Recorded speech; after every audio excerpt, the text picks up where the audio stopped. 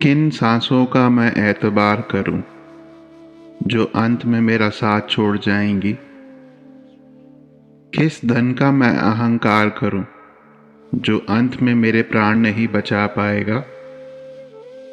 किस तन पे मैं अहंकार करूं जो अंत में मेरी आत्मा का बोझ नहीं उठा पाएगा। भगवान की अदालत में वकालत नहीं होती और यदि सजा हो जाए तो जमानत नहीं होती। साथ संगत जी, राधा स्वामी जी। साथ संगत जी, आज की साखी का शीर्षक है मालिक से बातचीत। एक बेटी ने एक पुजारी से आग्रह किया कि वे उसके घर आकर उसके पिता से मिलें और उनके लिए प्रार्थना करें। बेटी ने उन्हें यह भी बताया कि उसके बुजुर्ग पिता पलंग से उठ नहीं सकते हैं। जब पुजारी घर आए तो उस बेटी के पिता पलंग पर दो तकियों पर सिर रखकर लेटे हुए थे। वहां एक खाली कुर्सी पलंग के साथ पड़ी थी। पुजारी ने सोचा, शायद मेरे आने की वजह से यह कुर्सी यहां पहले से ही रख दी गई है। पुजारी बोले, मुझे लगता है आप मेरी ही राह देख रहे थे। उस बेटी के बीमार पिता बोले, नहीं, आप कौन हैं? मैंने आपको पहचाना नहीं।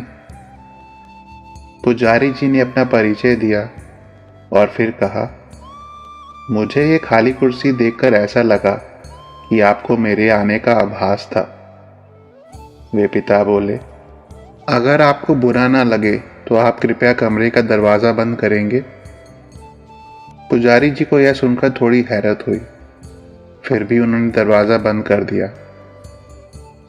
उस बेटी के पिता बोले, दरअसल इस खाली कुर्सी का राज मैंने किसी को नहीं बताया है, यहां तक कि अपनी बेटी को भी नहीं। पूरी जिंदगी मैं ये जान नहीं सका कि प्रार्थना कैसे की जाती है। मंदिर जाता था तो पुजारी के श्लोक सुनता था, पर वो सिर के ऊपर से गुजर जाते, मेरे कुछ भी पल्ले नहीं पड़ता था। इस बात को लेकर मैंने फिर प्रार्थना की कोशिश करना ही छोड़ दिया। लेकिन कुछ साल पहले मेरा एक दोस्त मुझे मिला। उसने मुझे बताया कि प्रार्थना बगैर कुछ नहीं, मालिक से सीधा संवाद का माध्यम अपनाओ। उसी ने मुझे सलाह दी कि खाली कुर्सी अपने सामने रखो और विश्वास करो, मालिक खुद ही उस कुर्सी पर बैठे हैं।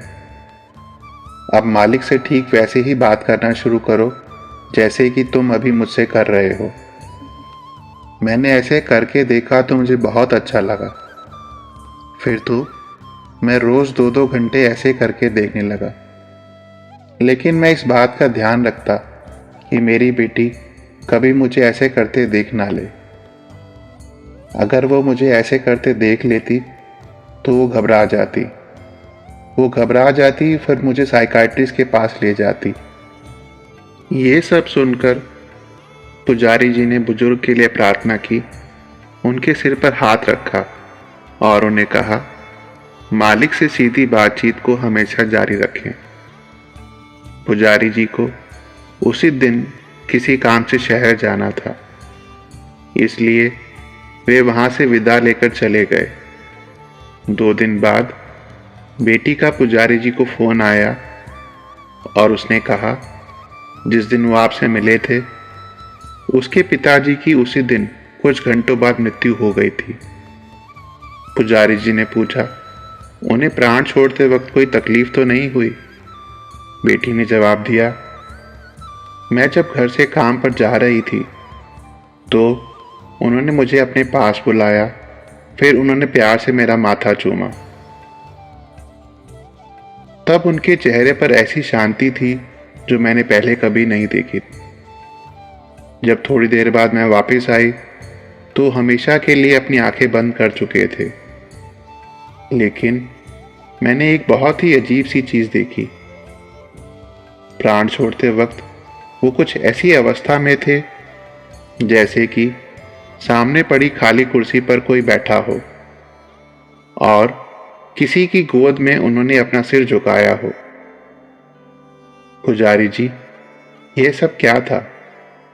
यह सब सुनकर पुजारी जी की आंखों से आंसू निकल पड़े। वह बड़ी ही मुश्किल से बोल पाए, काश जब भी मैं इस दुनिया से जाऊं तो ऐसे ही जाऊं। हमें भी भगवान को रोज याद करना चाहिए, बिना नागा भजन सुमिरन करना चाहिए।